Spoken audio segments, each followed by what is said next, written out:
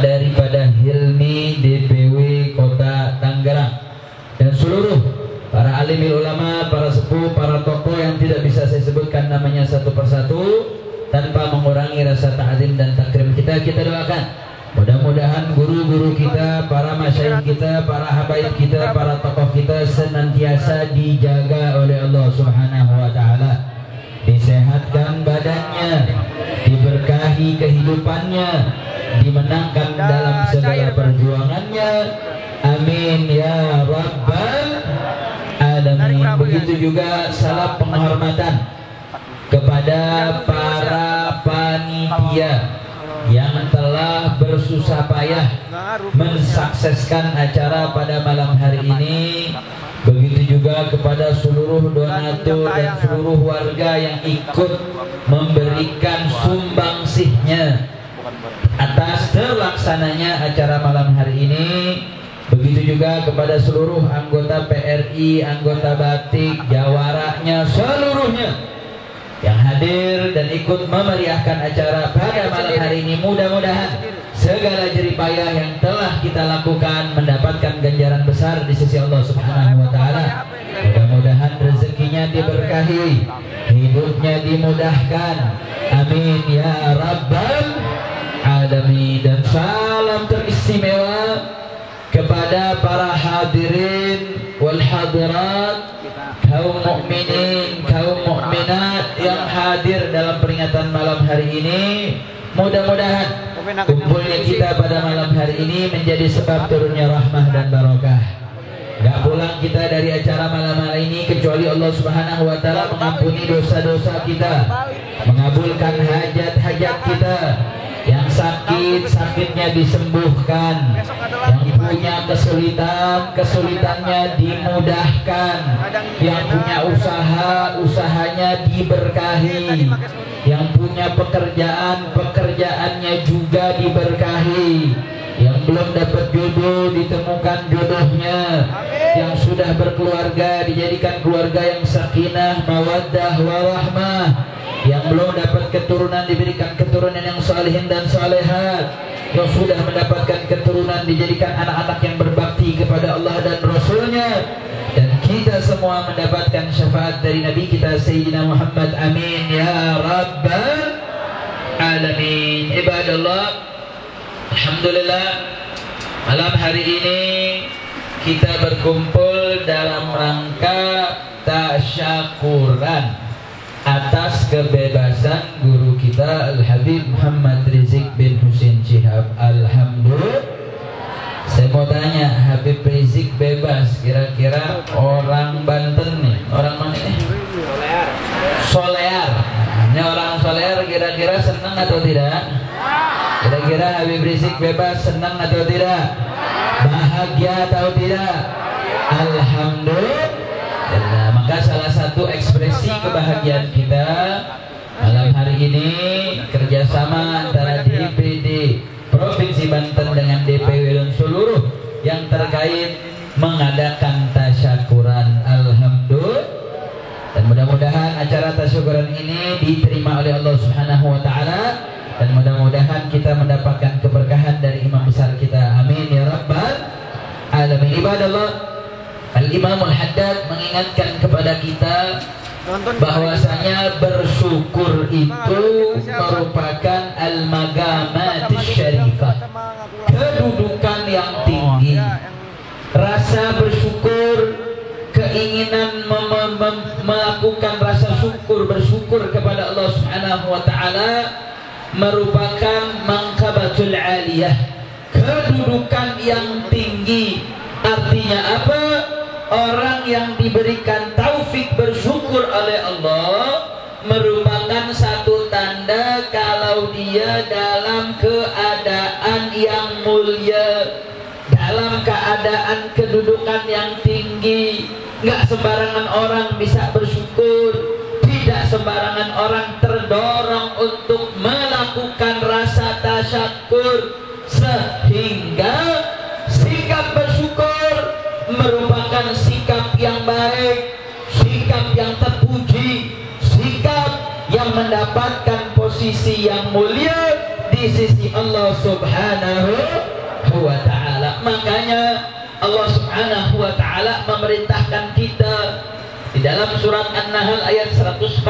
Allah Subhanahu wa taala mengatakan washkuru ni'matallahi, bersyukurlah kalian terhadap nikmat Allah Subhanahu wa taala, in kuntum, jika kalian iyyahu ta'budun, semata-mata hanya menyembah kepada Allah Subhanahu wa taala. Artinya apa, saudara? Dalam ayat ini Allah perintahkan kita untuk bersyukur. Bersyukur atas apa? Bersyukur atas nikmat dari Allah, bersyukur atas nikmat dari Tuhanmu. Dengan tanda syukur tersebut berbanding lurus dengan pengesaan kita kepada Allah. Dengan rasa bersyukur tersebut menjadi tanda kalau kita betul-betul mengakui tidak ada nikmat kecuali nikmat itu datangnya dari Allah Subhanahu wa ta'ala. Saya mau tanya, imam besar bebas, kira-kira itu nikmat atau bukan? Jawab yang keempat, imam besar bebas, nikmat atau bukan? Nikmat atau bukan? Saya mau tanya, nikmat itu datangnya dari siapa? Jawab yang keempat, datangnya dari siapa? Nikmat datangnya dari siapa? Allah. Pembebasan imam besar bukan hadiah dari partai, bukan. Pembebasan imam besar bukan hadiah dari siapapun. Itu murni karena hadiah dari Allah, nikmat dari Allah, hak konstitusional yang memang beliau terima dalam proses yang beliau jalani. Artinya apa? Ini nggak lain nggak bukan adalah bentuk daripada istijabahnya doa umat. Ini merupakan nikmat buah dari doanya umat Islam yang tiap hari nggak bosan siang malam pagi terus menerus mendoakan imam besar, dan alhamdulillah nikmat tersebut Allah ijabah, doa tersebut Allah kabulkan sehingga kita mendapatkan nikmat tersebut. Alhamdulillah. Makanya saudara, Allah Subhanahu wa taala ingatkan kepada kita washkuru nikmat Allah, bersyukurlah terhadap nikmat Allah. Makanya Al-Imam Al-Qurtubi mengatakan hakikatus syukur, hakikatnya bersyukur adalah al-i'tiraf bin ni'mah lil mun'im, yaitu mengakui bahwasanya nikmat itu merupakan pemberian dari al-mun'im. Siapa pemberi nikmat? Enggak lain enggak bukan dialah Allah Subhanahu wa ta'ala. Dan bagaimana istimaluha bi ta'atillah, dan menggunakannya dalam taat kepada Allah, itu namanya bersyukur. Artinya apa, saudara? Orang yang dikategorikan bersyukur adalah orang yang mengakui nikmat yang datang dari Allah dan menggunakan nikmat tersebut untuk taat kepada Allah. Kalau dia mengakui nikmat tapi menggunakan nikmatnya bukan dalam ketaatan, justru dalam kemaksiatan, maka dia belum dikategorikan bersyukur. Artinya apa? Bersyukur ada dua poin penting yang harus dilaksanakan. Yang pertama, al-i'tiraf bin ni'am lil mun'im, mengakui bahwasanya nikmat-nikmat yang diperoleh itu datangnya dari mun'im, dari pemberi nikmat, dialah Allah Subhanahu wa ta'ala. Dan yang kedua, istimaluha, penggunaan nikmat-nikmat tersebut digunakan bi taatillah, untuk taat kepada Allah Subhanahu wa ta'ala. Kira-kira sampai sini jelas atau tidak? Jawab yang keempat, kira-kira sampai sini jelas atau tidak? Berarti nikmat datangnya dari siapa? Nikmat datangnya dari siapa? Dari Allah. Maka kalau ingin dikategorikan bersyukur, maka bersyukur gunakan nikmat tersebut dalam taat kepada Allah. Artinya apa, saudara? Kita lihat berapa banyak nikmat yang Allah beri kepada kita. Allah kasih kita nikmat sehat wal afiat. Allah berikan kita sehat wal afiat. Allah berikan kita nikmat mata, nikmat pendengaran, nikmat pembicaraan, nikmat tubuh kita. Semua nikmat wajib untuk kita syukuri sebagaimana perintah Allah Subhanahu wa ta'ala. Dan gak bisa kita syukuri nikmat tersebut kecuali dengan mengakui nikmat dan menggunakannya dalam gunakan nikmat Allah bukan dalam ketaatannya, maka dia justru bukan bersyukur, malah justru telah kufur nikmat. Kalau dia sudah kufur nikmat, hati-hati saudara, jangan salahkan kalau nanti nikmat tersebut diambil oleh Allah Subhanahu wa taala. Kalau sudah nikmat tersebut diambil oleh Allah, maka la talumu illa nafsak. Jangan kau mengeluh kecuali terhadap dirimu sendiri. Inna lillahi wa inna ilaihi raji'un. Makanya saudara, dalam ayat yang lain Allah mengingatkan kembali kepada kita bagaimana Allah memerintahkan kepada keluarga Nabi Allah Daud alaihissalam. Allah menyatakan wa'malu ala Daud, beramallah hai keluarga Daud. Dengan apa beramal dan untuk apa?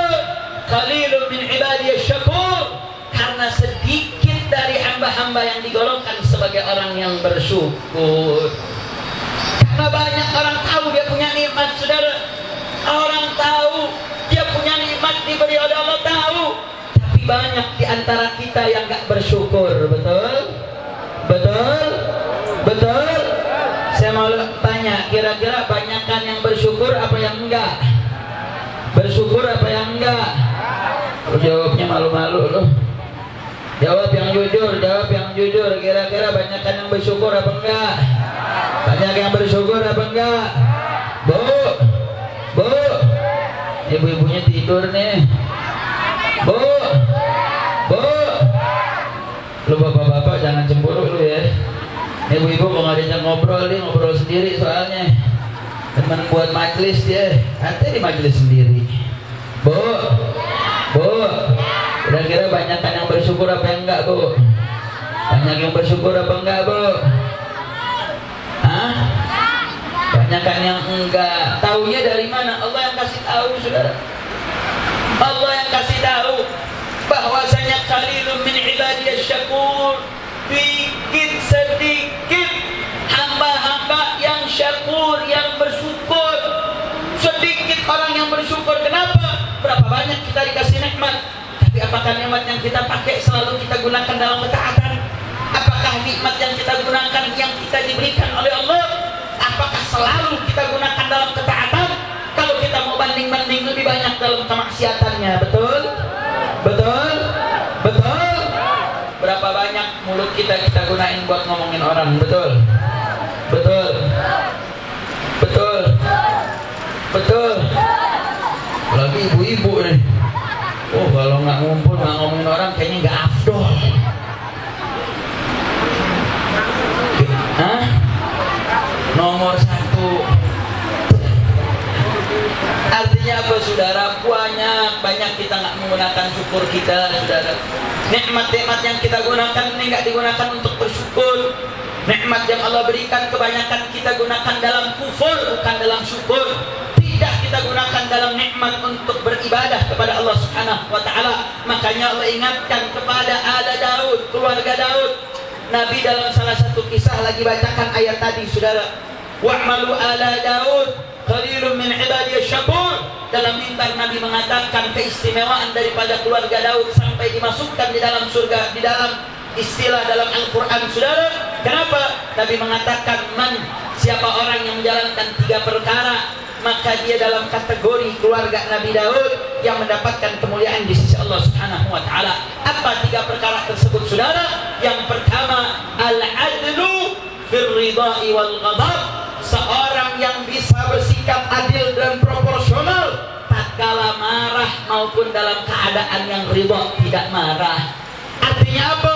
Orang yang bisa menjaga emosionalnya untuk tidak berlebihan di dalam emosi dan tidak berlebihan juga di dalam kerelaannya, maka orang tersebut akan mendapatkan kemuliaannya daripada keluarga Nabi Daud. Yang kedua adalah orang yang khasyya fis sirri wal alaniyah, yang senantiasa memiliki rasa takut dikala baik dalam keadaan diam-diam maupun dalam keadaan tidak diam-diam.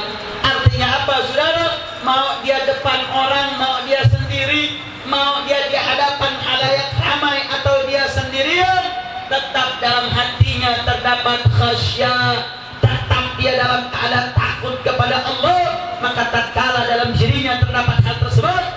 lagi mendapatkan kemuliaan keluarganya Nabi Daud, sebagaimana keluarga Nabi Daud tersebut diangkat derajatnya oleh Allah Subhanahu wa Ta'ala. Artinya apa, saudara?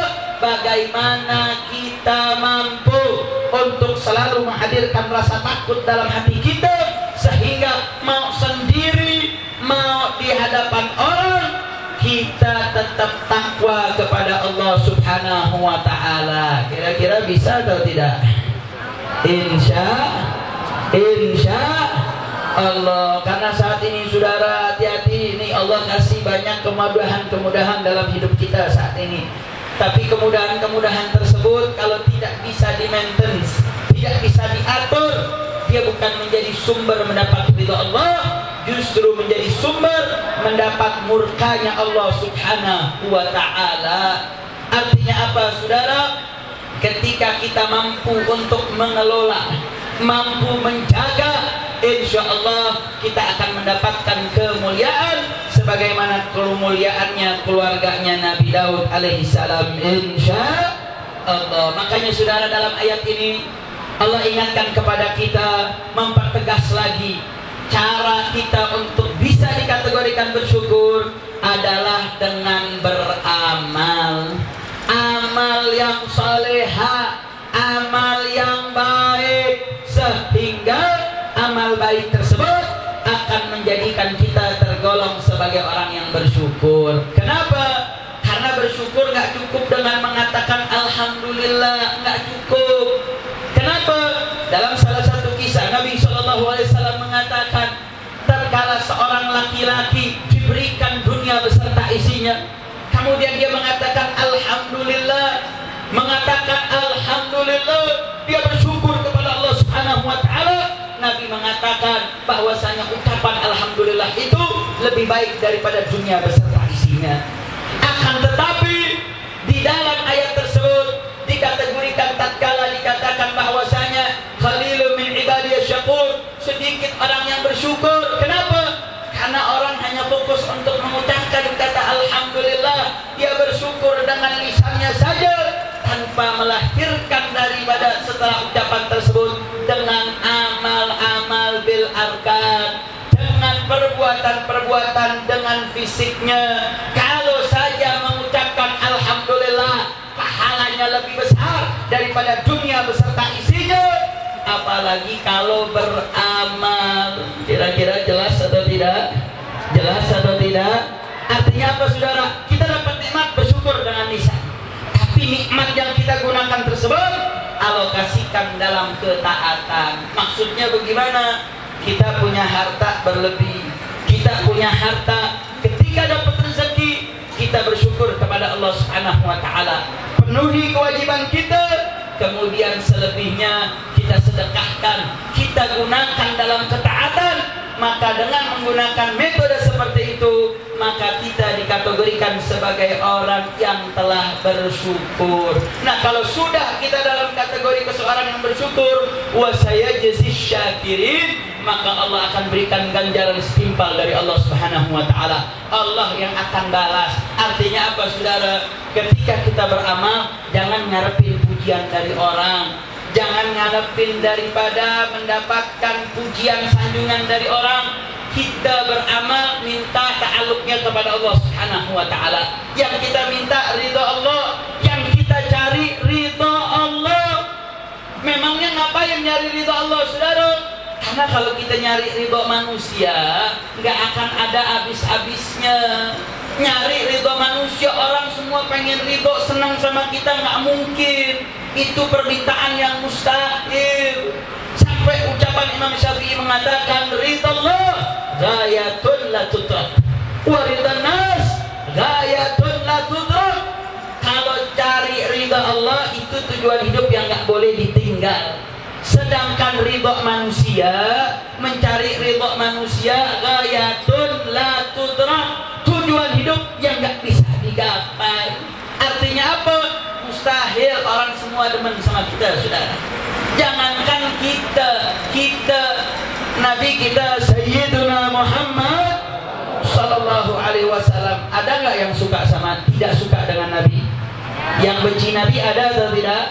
Yang intimidasi Nabi ada atau tidak? Ada. Sudah Nabi dikatakan sahir, penyihir, Nabi dikatakan kahin, dikatakan dukun, Nabi dikatakan memporak-porandakan hubungan ayah dengan anak, Nabi difitnah. Jangankan Nabi yang mulia, saudara, Allah saja ada yang tidak suka, Allah saja dicaci, dikatakan Allah punya anak, Allah tiga, Allah yang maha mulia, Nabi yang sangat sempurna, ada yang gak suka. Apalagi kita, saudara. Makanya luar biasanya Allah ingin menunjukkan kepada kita celaan atau tuduhan fitnah kepada Allah, yang itu tuduhan yang salah, tuduhan yang tidak benar, Allah abadikan di dalam Al-Quran, saudara. Artinya apa? Allah mengajarkan kepada kita bahwasanya Allah saja yang maha sempurna, Nabi saja yang paripurna, mendapatkan intimidasi, mendapatkan fitnah, tidak ada yang tidak suka. Maka apalagi kita banyak kekurangannya, banyak kelemahannya, sehingga jangan nyari ridho manusia. Kira-kira boleh cerita apa enggak? Boleh atau tidak? Boleh atau tidak? Benar, lanjut nih. Betul. Baik. Ini kisah sebenarnya sering diceritain, saudara. Ada seorang ayah dengan seorang anak dengan kendaraan keledainya. Dia berjalan, kemudian sang ayah memerintahkan anaknya, "Nak, kau naiklah ke atas keledai tersebut." Sejalan dalam perjalanan tersebut, kemudian ketemu orang. Orang ini memandang dari jauh, dia liatin aja itu anak yang naik. Abahnya nonton di bawah itu keledai. Kemudian orang bicara, "Ini anak kurang ajar, bapaknya cari nafkah, ini anaknya udah dinafkahin, harusnya tuh anak tuh berbakti sama orang tua, kok orang tua disuruh jalan." Akhirnya anak batin, saudara, dan omongan, benar juga tuh omongan. Masa iya saya yang naik, saya kan masih muda, bapak saya sudah tua. Sudahlah, ayah sajalah yang naiklah, biar adik yang jalan kaki yang tuntun daripada keledai tersebut. Jalan perjalanan, melanjutkan perjalanan menuju kota yang dituju, saudara. Bertemu orang lain di pertengahan jalan. Orang lain ngeliatin, ini bapak gak tahu diri, kok anak masih kecil disuruh jalan. Ini bapak tahu buatnya aja gak tahu merawat. Akhirnya di bapak mikir, ya juga ya, kesian masa anak kecil saya suruh jalan, sesuaikan orang tua lebih kuat daripada anak kecil fisiknya. Akhirnya udahlah nak, tadi anda naik salah, bapak jalan juga salah, udah dah kita naik aja berdua dah, gak usah pakai jalan lagi, kita dua-duanya naik. Jalan lagi, perjalanan ketemu lagi orang, saudara. Orang ngomong lagi, ini bapak sama anak gak tahu diri, itu kan keledai badannya kecil, kenapa dua-duanya naik? Emang nih orang gak tahu hak asasi keledai apa? Wah, dia bingung nengok-nengok. Pak, ini tadi bapak jalan salah, adik jalan salah, naik dua-duanya salah. Udah lah pak, gak usah dinaikin dah, kita jalan aja udah. Jalan, ketemu lagi orang. Dari jauh udah nyengir-nyengir, sambil geleng-geleng. Udah dekat dikasih tahu, nih bapak sama anak sama-sama goblok ya. Ada kendaraan gak dinaikin, bodoh betul. Akhirnya dinengok, pak hidup susah banget ya, salah mulu. Ini dia yang diingetin sama Imam Syafi'i, ridwan nas ghayatun la tudrak. Nyari ridha manusia, tujuan hidup yang gak bisa digapai. Gak bisa kita nyari hidup untuk dapat ridha manusia, gak bisa. Kenapa? Karena ridha manusia gak manfaat, ridha manusia gak memberikan faidah, ridha manusia tidak memberikan pertolongan juga, kecuali manusia-manusia pilihan seperti orang tua kita, ayah ibu bapak kita, guru kita. Ridhonya bisa manfaat, tapi selain orang-orang tersebut ridhonya nggak manfaat. Artinya apa, saudara? Jangan dijadikan landasan untuk hidup. Tapi apa yang dijadikan landasan? Ridallah ghayatun la tudrak. Cari ridho Allah, tujuan hidup yang tak boleh ditinggal, saudara. Makanya ulama mengatakan apa? Fadrik ma la yudrak wa maka carilah tujuan hidup yang nggak boleh ditinggal, yaitu ridho Allah, dan tinggalkanlah ridho yang tidak bisa digapai, yaitu ridhonya manusia. Kira-kira jelas atau tidak? Jelas atau tidak? Saya mau tanya, ridho apa yang tidak bisa digapai? Ridho siapa? Ridho siapa? Dan ridho apa yang harus dicari? Ridhonya siapa? Ridho siapa? Ridho Allah. Cari ridho Allah. Bagaimana tahu cari ridho Allah? Maka ridho Allah kita bisa tahu dari pengajian, dari majelis taklim, bukan dari sinetron, bukan dari grup ngerumpi, bukan. Dari pengajian, majelis taklim, majelis zikir, tahu mana yang jadi ridho Allah, mana yang sebab sakhat Allah, mana yang menjadi sebab kerelaan Allah, mana yang menjadi sebab kemurkaan Allah. Inilah saudara yang menjadi sebab. Ini sebentar lagi kita mau masuk hari Asyura nih. Sekarang tanggal berapa? Tanggal berapa? Tanggal berapa? Kalau bulan Muharram susah lo jawabnya lo. Nih orang sekarang udah terkena virus Masehi. Tanggal berapa? Tanggal 8 Muharram. Kalau kita Masehinya tanggal berapa? Tanggal berapa? Tanggal berapa? Oh, kalau 6 jawabnya semangat loh. Bulan Muharram lu susah banget kalau udah Muharram loh. Bulan Masehi itu yang buat pendeta. Yang buat siapa?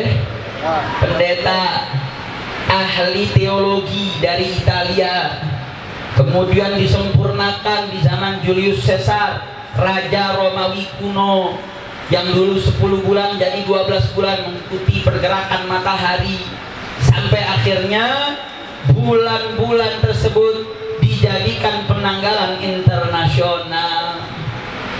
Nah, aneh bin ajaibnya kita umat Islam di seluruh antero dunia, karena terikat dengan PBB, diwajibkan penanggalan negaranya pun wajib menggunakan penanggalan Masehi. Bahkan bisa diuji nih kalau ditanya, kira-kira yang ada di sini nih tahu tanggal lahirnya bulan Masehi atau bulan Hijriah? Jujur jawabnya lu, jangan bohong. Masehi apa Hijriah? Masehi apa Hijriah?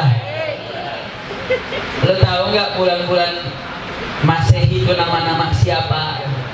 Januari itu dewa Janus, dewa Romawi kuno. Februari dewa Februarius, dewa Yunani kuno. Maret dewa Martinus, dewa juga.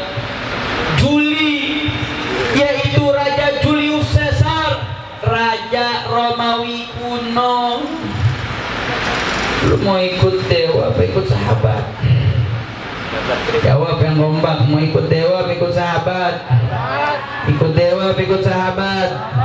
Kira-kira kalau ikut dewa masuk surga apa neraka? Surga apa neraka? Surga apa neraka?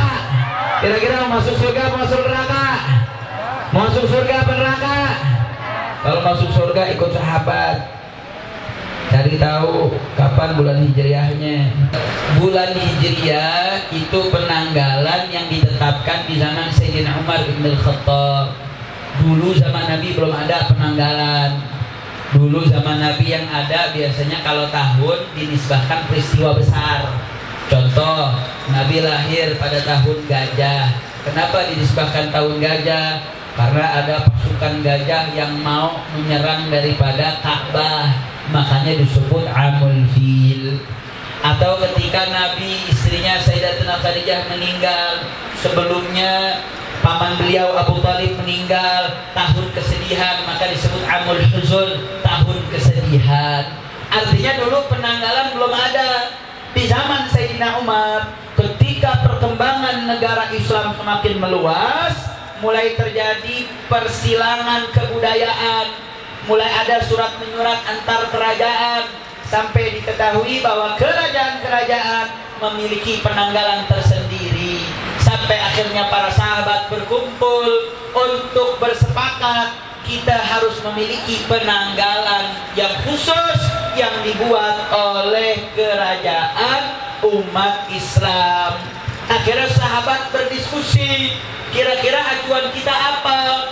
Ada yang mengusulkan bagaimana hari lahirnya Nabi saja sebagai acuan dasar. Ada lagi yang mengusulkan, oh jangan hari lahirnya Nabi, hari wafatnya saja. Ada lagi yang mengusulkan yang terakhir, Sayyidina Ali bin Abi Thalib mengatakan hari hijrah saja. Memangnya kenapa hari hijrah? Karena hijrah adalah titik balik yang semula umat Islam mendapatkan tekanan, kemudian berbalik, umat Islam memberikan tekanan. Dengan hijrah yang tadinya dakwah hanya di sekitar Mekah, yang hanya ada di kalangan para orang-orang yang ada di sekitar Mekah saja, dengan hijrah dakwah menjadi luas, menyebar ke seantero dunia sampai ke negeri kita tercinta di Indonesia. Artinya apa, saudara? Hijrah merupakan titik balik perkembangan daripada ajaran Islam yang merupakan perintah langsung dari Allah Subhanahu wa ta'ala. Nabi hijrah bukan karena Nabi takut, saudara. Enggak. Nabi hijrah bukan karena Nabi dalam tekanan intimidasi kafir Quraisy, bukan. Nabi hijrah karena Nabi dapat perintah dari Allah Subhanahu wa ta'ala. Allah ingin berikan pesan kepada kita bahwasanya Mekah adalah pusat peradaban. Dulu kalau mau mendapatkan informasi, kalau ingin mendapatkan satu nilai-nilai penting tinggi, itu ada di kota suci Mekah, saudara. Karena Mekah pusat peradaban. Kenapa?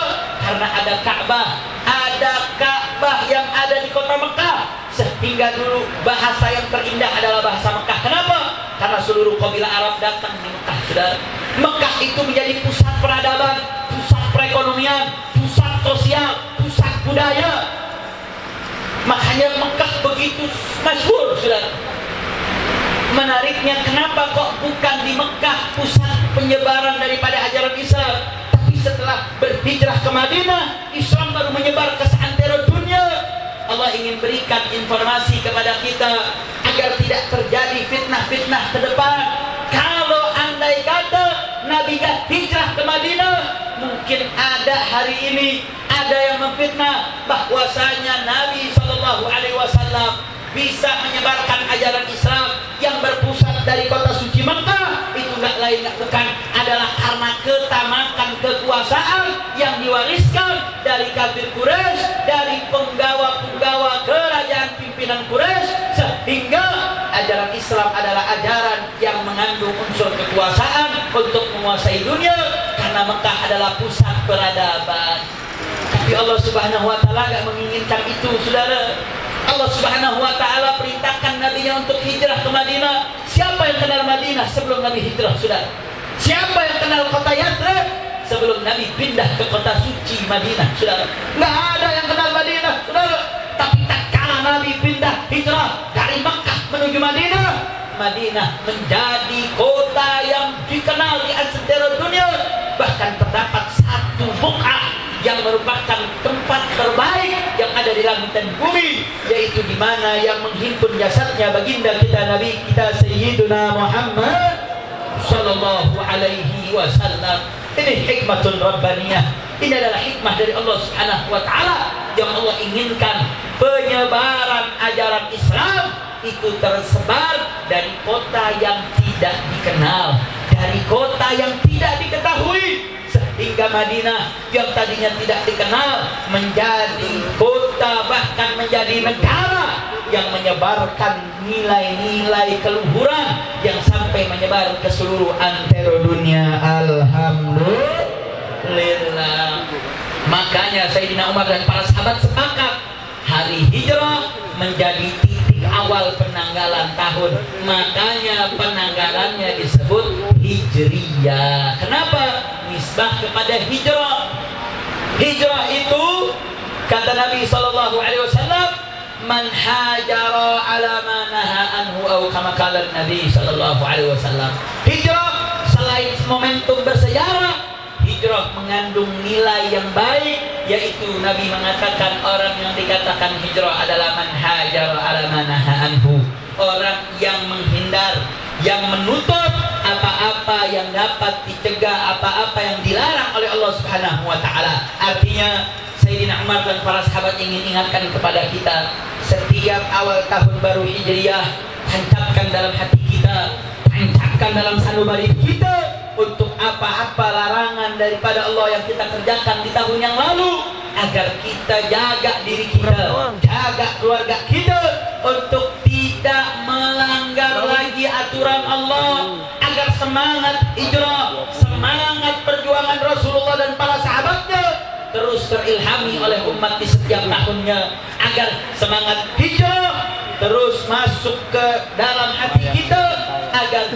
hijrah menjadi bagian yang tidak terpisahkan dalam hidup kita, sehingga setiap tahun baru kita memiliki semangat untuk mengalami perubahan-perubahan positif, perubahan-perubahan meninggalkan yang buruk untuk menyambut yang baik, meningkatkan kebaikan untuk menjadi lebih baik, insya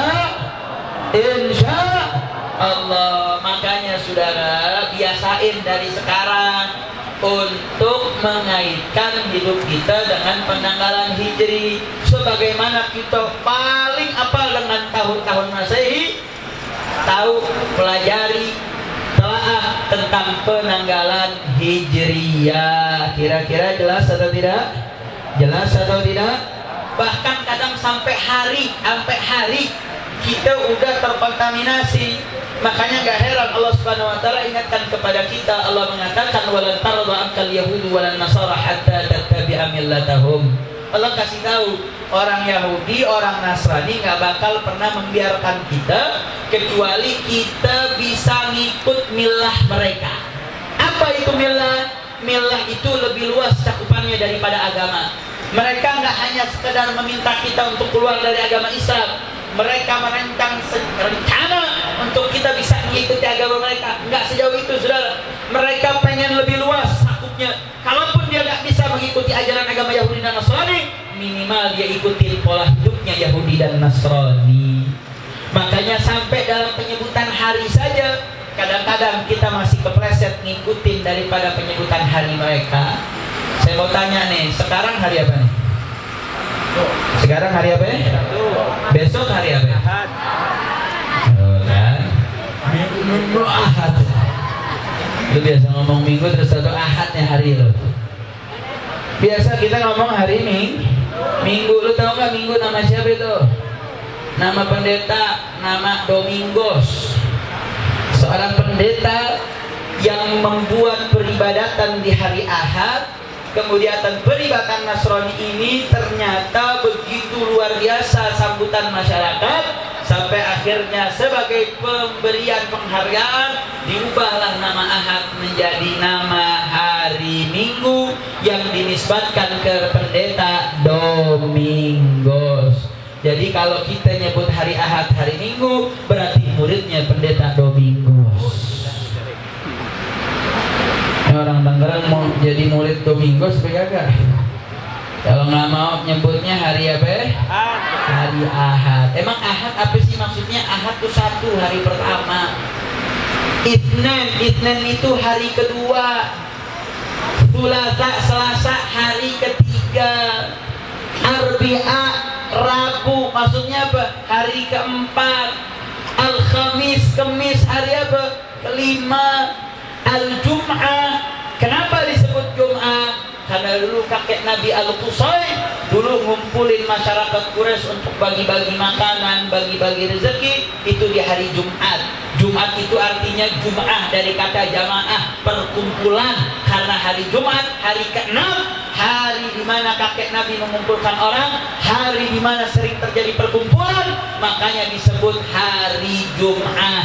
Yang terakhir As-Sabat, hari Sabtu, yaitu hari ke-7.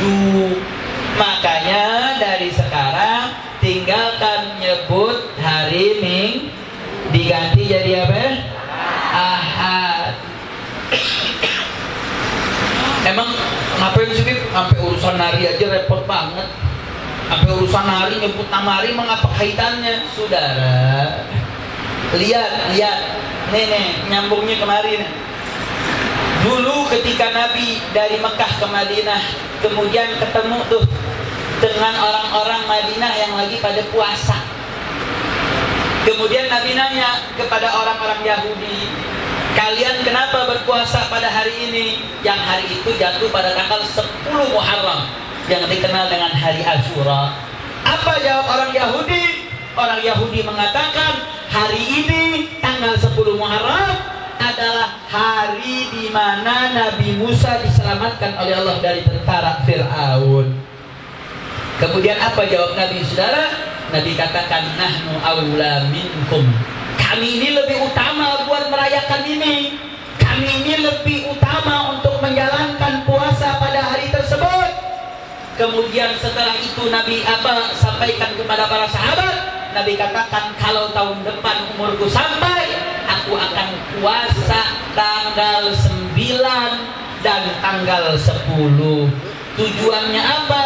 Para ulama mengambil dalil bahwasanya menyerupai ajaran agama lain itu dilarang.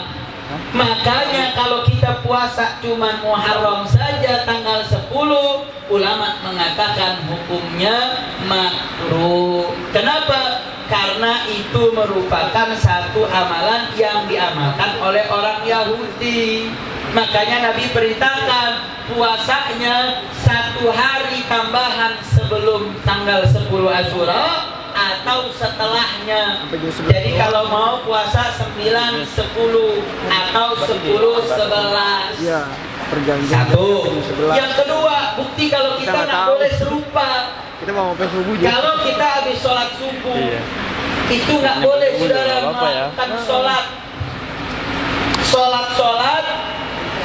setelah sholat subuh. Memangnya kenapa? Sampai kapan kita nggak boleh melakukan sholat? Sampai terbitnya matahari sudah gadra rumhin. Kalau kata Habib Hasan dalam kitab Takrirat, kalau udah terbit matahari lewat 16 menit baru kita boleh sholat isyraq, saudara. Sholat terbitnya matahari, yang mana amalannya itu luar biasa. Orang kalau sholat subuh duduk zikir sampai isyraq, kemudian dia sholat isyraq setelah gadar rumhin, maka dia akan mendapatkan pahala seperti haji dan umrah tamah. Pahalanya kayak pergi haji yang sempurna. Nah, ini orang Tangerang kalau belum bisa pergi haji minimal bisa ngamalin itu. Amin. Amin. Ya Rabbal Alamin. Habis ngamalin itu insya Allah semua pada bisa pergi haji. Amin. Bisa pada pergi umrah. Amin. Bisa ziarah Nabi Muhammad. Amin. Ya Rabbal Alamin. Nah, emang kenapa sih kok di situ ada waktu yang tidak boleh orang sholat? Karena di saat terbitnya matahari ada ajaran penyembah matahari melakukan ibadah pada waktu tersebut. Nabi hindarkan kita untuk menyerupai amalan ibadah mereka. Bahkan yang ketiga, azan itu sejarahnya gimana, saudara? Dulu ketika Nabi di Madinah mulai banyak nih orang sholat di masjid Nabawi, Nabi diskusi sama sahabat, nih gimana kasih tahu nih kalau waktu perpindahan dari sholat menuju sholat, agar memberikan informasi kalau ini nih sholat subuh, kalau ini nih sholat zuhur, untuk bisa mengundang umat ngasih tahu pergantian waktu sholat. Satu sahabat ngasih usul, ya Rasulullah, bagaimana kalau kita pakai bendera saja? Pakai bendera, begitu pakai bendera. Kira-kira orang Tangerang kalau pakai bendera bangun nggak subuhnya? Pakai speaker 7 aja belum bangun loh. Apalagi kayak begini, habis maulid, hati-hati nih, habis maulid pada telat nih subuhnya nih. Yang gara-gara maulid amalan yang mamduha terus ninggalin yang wajib, haram, nggak boleh. Ya, kalau nggak ntar panitia kena dosa tuh. Usulan tersebut ditolak sama Nabi. Kenapa? Karena bendera cuma bisa dilihat. nggak bisa didengar. Bagi yang bisa melihat, dia tahu pergantian waktu. Cuman yang nggak bisa melihat, nggak bisa dia tahu, saudara. Nggak diterima usulannya sama Nabi. Satu sahabat kasih usul, ya Rasulullah, gimana kalau pakai lonceng aja, pakai lonceng? Kira-kira orang Tangerang kalau ajaran subuh pakai lonceng, bangun nggak lu? Lonteng begitu. Paling lu bangun dipikir jualan es tong-tong. Siapa sih yang dagang es tong-tong malam-malam? Ditolak sama Nabi, saudara. Kenapa Nabi tolak? Karena lonceng itu syiarnya Yahudi. Nabi nggak terima, saudara. Nabi nggak mau. Kenapa? Karena sholat ini syiarnya Islam. Lonceng itu syiar Yahudi. Man tashabbaha biqaumin fahuwa minhum, kata Nabi. Siapa yang menyerupai satu kaum, maka dia bagian dari kelompok tersebut. Nabi tolak usulan pakai lonceng, saudara. Kemudian lonceng itu budaya yang Nasrani, afwan. Kemudian satu sahabat kasih usulan lagi, Nabi pakai trompet saja.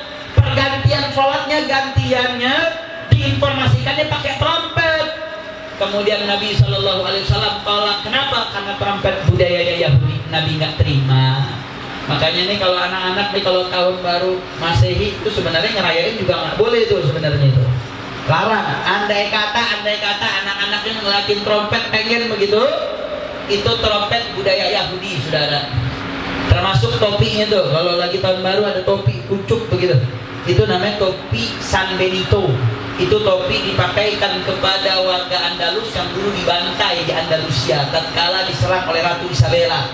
Itu orang-orang yang nggak mau pindah agama dipakein topi, diarak-arak sekeliling kota Andalusia, diarak-arak, dihinakan, dilemparin minuman keras sampai dia dieksekusi mati. Topinya apa? Itu topi San Benito yang dipakai, saudara. Nah, umat Islam anak-anaknya abal khair saja dia pakai. Padahal itu mereka tertawa mengingatkan sejarah mereka dulu tatkala Andalusia diambil oleh kerajaan Spanyol untuk diganti menjadi kerajaan Nasrani. Sampai akhirnya gimana, saudara? Muncullah salah satu sahabat mimpi diajarkan oleh malaikat tata cara azan seperti azan saat ini. Artinya apa?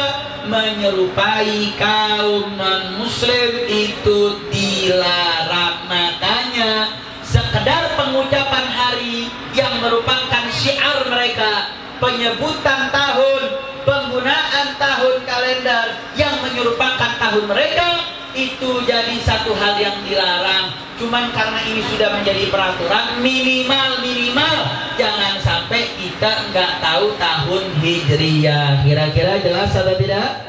Jelas atau tidak? Siap amalkan tahun Hijriyah?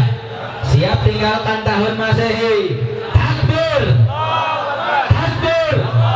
Sallu ala Nabi. Allahumma salli wa sallim wa barik alaihi wa ala alihi. Dia lusa hari Senin itu tanggal 10 Asyura. 10 Asyura ini, saudara, merupakan hari istimewa, hari yang luar biasa, hari yang berisi peristiwa-peristiwa bersejarah. Itu hari Asyura, hari yang dimana Nabi menerima, Allah Subhanahu wa Ta'ala menerima tobatnya Nabi Adam tanggal 10 Asyura. Nabi Idris diangkat derajat tinggi oleh Allah juga tanggal 10 Asyura. Tanggal 10 Asyura Allah Subhanahu wa Ta'ala menyelamatkan Nabi Musa dari kejaran daripada Raja Fir'aun. Tanggal 10 Muharram Allah Subhanahu wa Ta'ala mengeluarkan Nabi Yunus dari perut daripada paus yang menelan Nabi Allah Yunus. Pada tanggal 10 Muharram Nabi Ibrahim yang dibakar oleh raja saat itu apinya padam juga tanggal 10 Muharram. Nabi Nuh yang saat itu ada banjir bandang surut, tidak lagi terjadi banjir, juga pada tanggal 10 Muharram. Tanggal 10 Muharram merupakan hari yang luar biasa yang berisi pertolongan Allah, kemenangan Allah, bahkan sampai di mana juga terjadi tanggal 10 Muharram pembantaian daripada cucu Nabi SAW Sayyidina Husain yang menurut para ulama juga merupakan pertolongan Allah Subhanahu wa Ta'ala. Kenapa dikategorikan sebagai pertolongan Allah? Karena pembantaian tersebut merupakan salah satu bentuk implikasi daripada apa yang disampaikan oleh Nabi SAW, bahwa Sayyidina Husain, cucu Nabi, putra Sayyidina Ali, putra Sayyidatuna Fatimah Zahra, terbantai akan menjadi seorang syuhada. orang yang mati syahid di jalan Allah, yang tidak lain tidak bukan beliau mati karena sabat alal haq, memegang daripada kebenaran walaupun besar tantangannya. Saudara, sedikit kita ceritakan peristiwa pembantaian Karbala dulu ketika Sayyidina Husain yang berada di kota Madinah saat itu. Saudara, saat itu pemimpin khalifahnya adalah Yazid bin Muawiyah. Yazid ini nggak layak menjadi seorang pemimpin, makanya Sayyidina Husain menolak. Sayyidina Husain tidak terima. Kenapa? Karena banyak sahabat Nabi yang lebih pantas untuk menjadi khalifah, banyak sahabat Nabi yang lebih cocok untuk menjadi pemimpin. Kenapa seorang Yazid yang diriwayatkan banyak catatan-catatannya sehingga Sayyidina Husain tidak terima, sehingga Sayyidina Husain mendapatkan dukungan dari rakyat Irak yang ada di wilayah Karbala. Diriwayatkan ada 12.000 pasukan yang sudah siap untuk mendukung Sayyidina Husain. Saudara, sampai akhirnya Sayyidina Husain pamit kepada para pembesar-pembesar sahabat yang saat itu masih hidup. Semuanya tidak ada yang mengatakan kecuali rahimakallah ya syahid, rahimakallah ya syahid, semoga Allah merahmati kamu wahai syahid. Kenapa Sayyidina Husain keluar dari kota Madinah, saudara? Karena Sayyidina Husain tahu kalau beliau akan dibantai. Sayyidina Husain tahu beliau akan dibunuh, sehingga Sayyidina Husain nggak mau kalau darahnya itu tumpah di kota haram, Haramain Syarifain.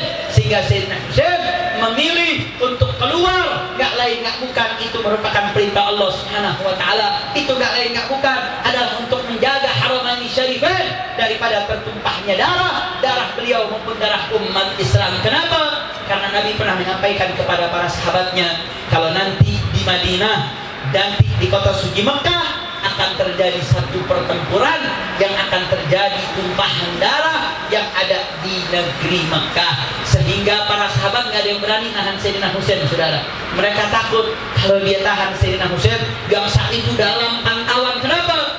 Karena Raja Yazid saat itu tahu Sayyidina Husain dapat dukungan 12.000 umat, 12.000 pasukan, yang mana Sayyidina Husain punya keilmuan yang tinggi, cucunya Rasulullah, sehingga Sayyidina Husain saat itu dilarang untuk mengajar, mendapatkan pengawalan khusus dari pemerintah saat itu, sehingga Sayyidina Husain melihat bahwasanya Sayyidina Husain harus keluar dari kota saat itu. Saudara, singkat cerita, Sayyidina Husain menemukan syahadahnya. Sayyidina Husain dibantai bersama putra-putrinya. Anda bayangkan, saudara, ternyata 12.000 yang tadinya ingin mendukung Sayyidina Husain dibayar oleh Raja Yazid, dibeli mereka, dibeli negeri mereka, sehingga mereka semua yang semula mendukung Sayyidina Husain menjadi pembantai Sayyidina Husain. Bahkan diriwayatkan, saudara, Sayyidina Husain yang keluar bersama keluarganya dengan rombongan wanitanya dijumlahkan dalam sejarah berjumlah 70-an orang, disambut 4.000-an pasukan yang siap membantai Sayyidina Husain. Sayyidina Husain saat itu nggak lain nggak bukan, dalam pundak Sayyidina Husain terdapat tanggung jawab untuk li'ila kalimatillah, li'amir bil ma'ruf wa nahi anil munkar, sehingga Sayyidina Husain tidak bisa mundur. Saudara, Sayyidina Husain masih mendapatkan kewajiban titah taklif untuk menyampaikan yang hak itu hak, yang batil itu batil, walaupun nyawa taruhannya. Bahkan Sayyidina Husain di malam ketika bermunajat, beliau bersama keluarga mengatakan, wahai para keluarga-keluargaku, saat ini jumlah kita sangat sedikit, jumlah kita 70 berbanding 4.000 daripada pasukannya daripada Ubaidillah bin Ziyad yang saat itu sudah siap untuk membantai daripada Sayyidina Husain. Tetapi Sayyidina Husain dengan para keluarganya, mereka mengatakan, bagaimana mungkin kami meninggalkan cucunya Rasulullah sallallahu alaihi wasallam. Mereka dengan tegar dan sabar mendampingi Sayyidina Husain sampai Sayyidina Husain beserta keluarga dibantai di padang yang bernama Karbala, Karbun Wabala. Tapi alhamdulillah dengan izin Allah, saat itu ada 2 keturunan Nabi, baik dari jarum Sayyidina Hasan maupun Sayyidina Husain, yang Allah lindungi untuk tidak dibunuh, karena seluruhnya hampir mayoritas yang ada dalam peristiwa tersebut mati bersimbah darah, ada di dalam padang Karbala. Dan peristiwa Karbala merupakan nasrun minallah, pertolongan dari Allah. Kenapa? Karena detik ini sampai hari ini tidak ada yang mengatakan Sayyidina Husain seorang yang pecundang. Tidak ada hari ini yang mengatakan Sayyidina Husain seorang yang pengecut. Karena Sayyidina Husain adalah seorang pemberani. Makanya ada ungkapan mengatakan Al-Hasan lil Jamal wal Husain lil Batal. Sayyidina Hasan dengan keindahannya dan Sayyidina Husain dengan kepahlawanannya. Makanya saudara, kita ahlu sunnah wal jamaah gak boleh kabur lari dalam pembahasan tentang Karbala. Karena cinta terhadap ahlul bait merupakan satu kewajiban. Cinta kepada para sahabat juga merupakan satu ciri khas ahlu sunnah wal jamaah. Artinya apa saudara? Tidak boleh kita merasa bangga dan bahagia terhadap kasus pembantaian tersebut. Bahkan kata Al-Habib Abdurrahman Al-Masyhur dalam kitab Bughyatul Mustarsyidin mengatakan orang yang bersuka cita bahagia dengan pembantaian Sayyidina Husain itu merupakan jalan menuju su'ul khatimah, merupakan akbarul kabair, termasuk dosa besar bagi orang yang bersuka cita terhadap kasus pembantaian daripada Sayyidina Husain di padang Karbala. Begitupun juga nggak boleh kemudian gara-gara ini peristiwa yang sedih kemudian dikumpulkan untuk bersikap bersedih hati, huzun terhadap kematian tersebut dengan cara yang sering dilakukan oleh kalangan Syiah dengan berkumpul memukul-mukul badannya. Dalam kitab yang sama, dalam kitab Bughyatul Murtasyidin, Syekh Al-Habib Abdurrahman Al-Masyhur juga mengatakan melakukan kesedihan dengan cara yang dilakukan tersebut itu juga merupakan perbuatan yang dilarang, perbuatan yang juga tidak dibenarkan. Sehingga bagaimana cara kita mengisi hari Asyura dengan baik dan benar, maka para ulama sudah memberikan jalannya, sudah memberikan caranya. Yang pertama, apa yang bisa kita lakukan untuk mengisi hari Asyura? Yang pertama, melakukan puasa. Nah, kebetulan puasanya Asyura ini hari Senin. Maka niatkan nanti jangan niat puasa Asyura saja, tambah juga dengan niat puasa Senin. Jadi pahalanya double. Dan kelebihan puasa Asyura, apa fadilahnya saudara? Orang yang berpuasa di hari ke-10 bulan Muharram akan mengampuni dosanya tahun yang kebelakang. Dosa 1 tahun dihapuskan dengan puasa tanggal 10 Muharram. Saya mau tanya, puasanya sehari, dosa diampunin 1 tahun, kira-kira untung atau rugi? Untung atau rugi? Kira-kira siap puasa atau tidak? Siap puasa atau tidak? Insya Allah. Nah, kalau sudah puasa 10 Muharram sebagaimana dianjurkan Nabi, ditambah 1 hari setelah atau 1 hari sebelumnya, sehingga puasanya nggak serama dengan puasanya orang Yahudi yang dulu juga merayakan daripada terselamatkannya Sayyidina Musa alaihi salam.